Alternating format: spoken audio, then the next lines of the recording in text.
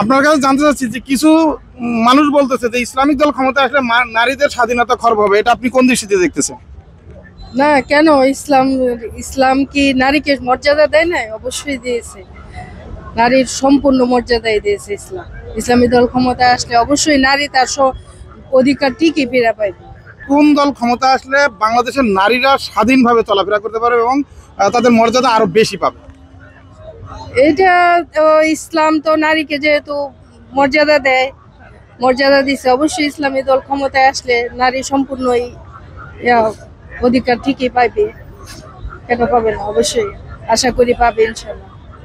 আপনি মেয়েদের উদ্দেশ্যে কি বলবেন, আহ্বান কি? দেওয়া তো যার যার নাগরিক অধিকার, এটা তো আমি বলতে পারি না। এটা যার যাকে খুশি তাকে ভোট দেব। ভোট দেওয়া হয়েছে যার যার যাকে পছন্দ, যে যাকে মনে করবে যে সে সঠিক, যে যাকে উপযুক্ত মনে করবে তাকে ভোট দেবে। ভোট যেহেতু তাদের গণতান্ত্রিক অধিকার।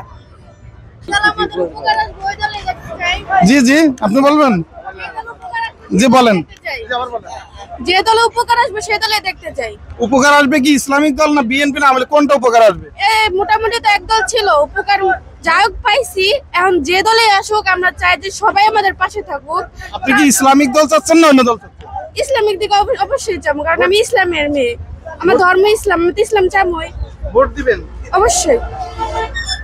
আচ্ছা, ইসলামিক দল আজকে নাকি পর্দা চলতে বাধ্য করবে, এটা কতটুকু সত্য? এটা অনেক দিনের শর্ত, কারণ ইসলামে কোনো বেপরদা চলা যায় না, পথেই থাকতে হয় বেশিরভাগ নারীদের। তো এটা আমি ইসলাম মেনে নিবে না। এজন্য ইসলাম চাচ্ছেন? হ্যাঁ। আচ্ছা প্রিয় দর্শক, ইসলাম চাচ্ছে, আপনি শুনলেন। এখন আমি কি বলবো বলেন, যে কে আসবো আল্লাহ তাআলা ভালো জানে, আমরা তো জানি না।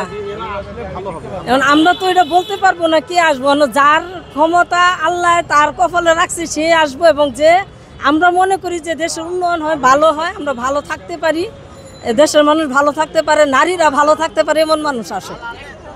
নারীরা ভালো থাকতে হলে তো ইসলামিক দলের দিকে দৌড়াতে হবে। নারীরাও ভালো থাকতে পারে, সবাই ভালো থাকতে পারে, কারণ অনেক সময় দেখা যায় মানুষ অনেক উত্তপ্ত করে, এরকম যাতে না হয়।